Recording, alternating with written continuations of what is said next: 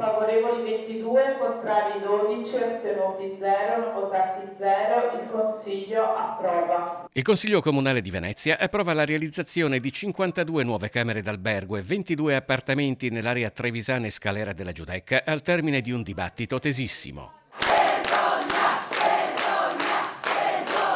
Si tratta di un'area che, secondo progetti datati oltre 30 anni fa, quando il Molino Stucchi stava per convertirsi in albergo, sarebbe dovuta diventare in maggior parte di alloggi di edilizia pubblica. Alloggi che ci sono anche nel nuovo piano, ma non abbastanza, secondo chi contesta il progetto. La maggioranza comunque fa quadrato, anzi per l'assessore De Martina si tratta di un'altra situazione sbloccata in città dopo anni di inerzia.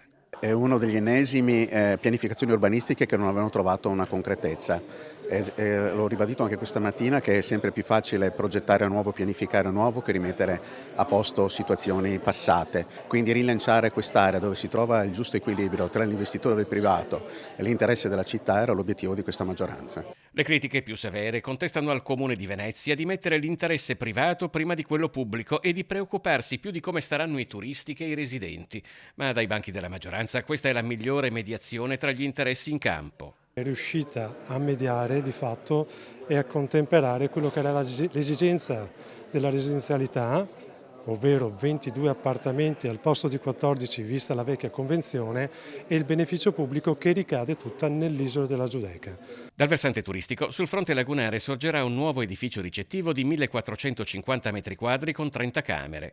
Nell'area trevisana sono previsti 2 nuovi edifici a destinazione ricettiva per complessivi 1430 metri quadri e 22 camere. Altri edifici di archeologia industriale saranno ristrutturati per ospitare servizi come ristorazione e spazi benessere per i turisti.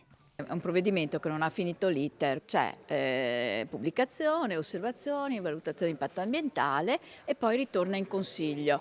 Quindi veramente c'è un percorso ancora partecipativo per migliorare il provvedimento, non lo credo chiuso a se stesso, e probabilmente si arriverà anche in fase di una nuova amministrazione.